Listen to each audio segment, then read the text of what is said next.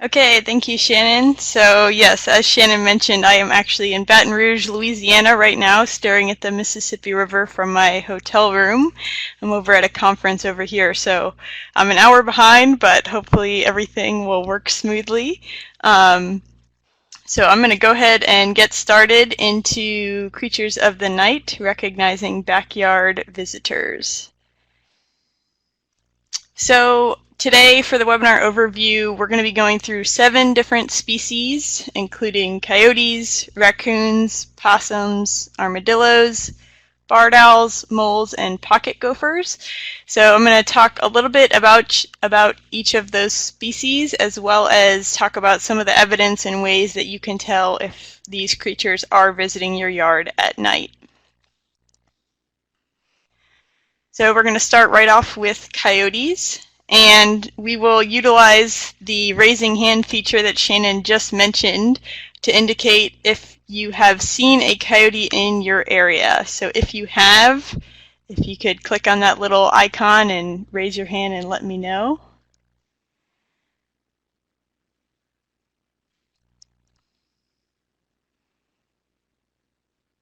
Okay, there's about 8 people, so not quite half, but a good majority. So you guys can go ahead and click that same icon again to unraise your hand.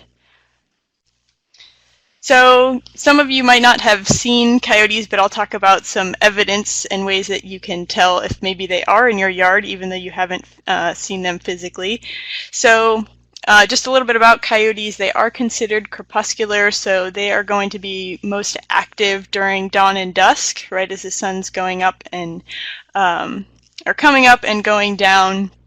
And they are have very excellent eyesight, hearing, and sense of smell, which makes them really, really good hunters and survivors in all sorts of habitats, whether it's urban or in a forested area. And unlike what most people think, they often associate coyotes with wolves, and but they do not hunt in packs like wolves do. They are often alone or with their significant other, their mating pair. Coyotes do mate for life. It's a pretty unique thing in the animal kingdom. So in terms of coyote diet, they are considered omnivores, so they consume, on the animal side of things, small mammals. They'll also eat insects, and if they are hungry and come upon it, they might even eat carrion, which is dead animals. They will also feed on things like fruit, pet food, if again it's made available to them, as well as they will rummage through garbage in urban areas. So I could talk forever about coyotes. We actually did a whole webinar on coyotes.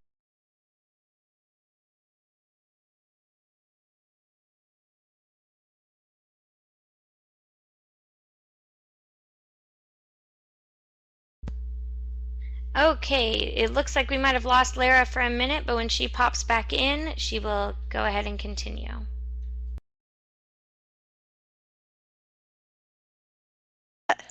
Oh, can you hear me?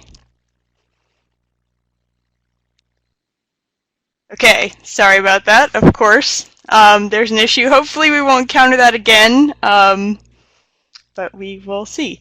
So, as I was saying, we did a webinar on coyotes already, which is recorded, so you can click on that link there on your screen, or you can use the resource box on the bottom left-hand side of your screen.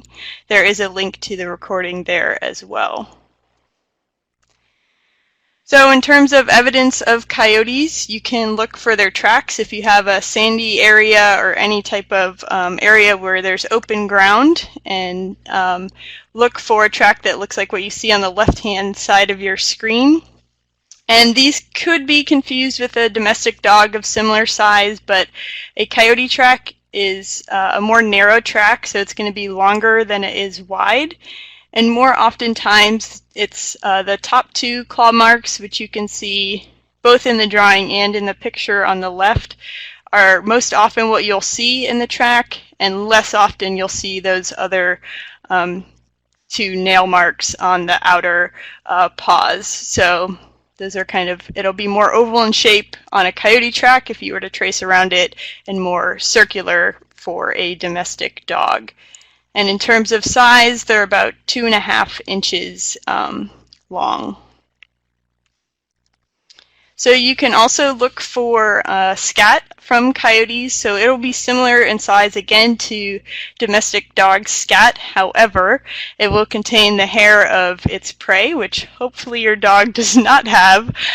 So that is one thing that you can look for. And apparently a scatologist somewhere out there had the job of going out and measuring coyote scat.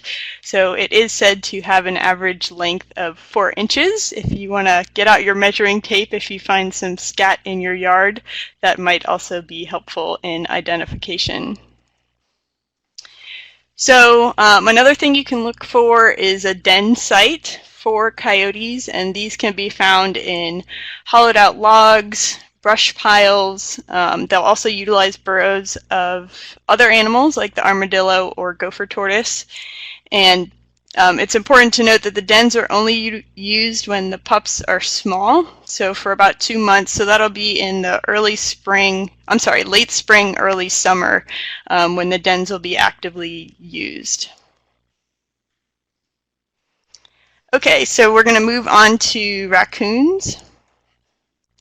And raccoons are similar to coyotes in the fact that they are very adaptable and can thrive in a variety of habitats, and especially in urban areas. So probably coyotes and raccoons are really good and best at adapting to living in urban environments, which is a lot of what we have in Pinellas County and many other parts of the state as well.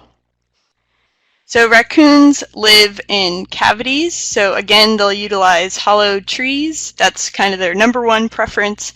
But if they are not available, specifically again in a more suburban or urban area, they'll utilize debris piles, burrows of other animals, crawl spaces beneath homes. Occasionally, they can be found in attics, underneath people's decks, sheds, and occasionally also in sewer drains. So probably not their number one preference, but again, they're very adaptable and will utilize these locations as their refuge. So the raccoons leave their dens after dusk and are commonly active all the way through until the morning. But this isn't always the case. Again, referring to their adaptability, they've learned over time that in neighborhoods especially, things tend to get pretty quiet around 9 a.m. when people are often going off to work and dogs are locked up in the house. So they'll take advantage of that time to go through garbage cans, find pet food that's been left out. So if you see a raccoon out during the day, it's not always the case that it is a rabid raccoon.